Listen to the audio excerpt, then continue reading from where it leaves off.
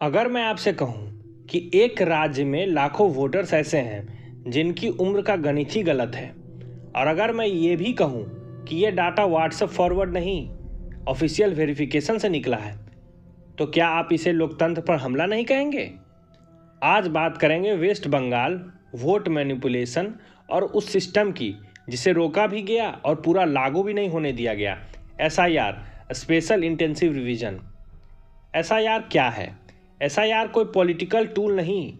SIR एक data verification exercise है जिसका मकसद सिर्फ फर्जी वोटर हटाना, डुप्लीकेट एंट्री पकड़ना, इलीगल वोटिंग को रोकना है। बंगाल से पहले यही एसआईआर बिहार में भी लागू हुआ था, लेकिन जैसे ही ये बंगाल में आया हंगामा शुरू हो गया। एसआईआर ने क्या पकड़ा? एसआईआर में कुल 7 कैटेगरी की गंभीर गड़बड़ियां पकड़ी गई, लेकिन 2 आंकड़े तो दिमाग हिला देने वाले हैं। आंकड़ा नंबर 1, 10,76,981 वोटर्स ऐसे पाए गए जिनकी उम्र और उनके माता पिता की उम्र में 15 साल से भी कम का अंतर है। मतलब या तो माता पिता 10 से 12 साल की उम्र में बच्चे पैदा कर रहे हैं या फिर वोटर लिस्ट में खुला खेल चल रहा है। डाटा नंबर 2, 3,11,900 वोटर्स ऐसे हैं जिनका जन्म तब दिखाया गया जब उनके दादा दादी 40 से भी कम उम्र के थे। अब इसे गलती कहेंगे या सिस्टमैटिक मैनिपुलेशन? वोट चोरी का पैटर्न। ये सिर्फ उम्र की गलती नहीं है। एसआईआर में ये भी पाया गया कि एक ही व्यक्ति 6 परिवारों से जुड़ा हुआ है।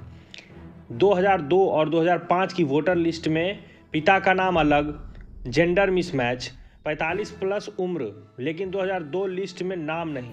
ये सारी चीज़ें एक ही तरफ इशारा करती है, वोट बैंक इंजीनियरिंग। एसआईआर पूरा लागू क्यों नहीं हुआ? अब सबसे बड़ा सवाल, अगर एसआईआर इतना ज़रूरी था तो ये पूरी तरह लागू क्यों नहीं हुआ? Border issue. बंगाल एक बॉर्डर स्टेट है, बांग्लादेश से बॉर्डर लगता है। एसआईआर ग्राउंड लेवल वेरिफिकेशन मांगता है, लेकिन बॉर्डर एरिया में प्रॉपर सीलिंग ही नहीं है। ऐसे में यह आशंका गलत नहीं कि एसआईआर के टाइम लोग हटें, लेकिन वोटिंग के टाइम फिर वापस आ सकते हैं। Timing issue. वोटिंग के ठीक पहले वेरिफिकेशन रोक देना क्या कोइंसिडेंस है या कन्वीनियंस? सवाल किससे पूछना चाहिए? आज डिबेट में ये नहीं होना चाहिए कि एसआईआर सही है या गलत। डिबेट ये होनी चाहिए कि अगर डाटा गलत है तो करेक्शन से डर क्यों? अगर सब साफ है तो वेरिफिकेशन से परेशानी क्यों? लोकतंत्र में वोट सेक्रेड होता है, और अगर वोट ही पॉल्यूटेड हो जाए तो इलेक्शन सिर्फ ड्रामा बन जाता है। कंक्लूजन, एसआईआर ने एक दरवाज़ा खोला है, पूरा सच नहीं, लेकिन इतना जरूर साबित कर दिया है कि बंगाल की वोटर लिस्ट में सब कुछ नॉर्मल नहीं है। सवाल ये नहीं कि कौन सी पार्टी जीतेगी, सवाल ये है कि क्या जनता का वोट सच में जनता का है? अगर वोट साफ नहीं तो डेमोक्रेसी सेफ नहीं। वीडियो अच्छा लगा तो वीडियो को लाइक करें, शेयर करें, चैनल को सब्सक्राइब करें। तब तक के लिए अगले वीडियो में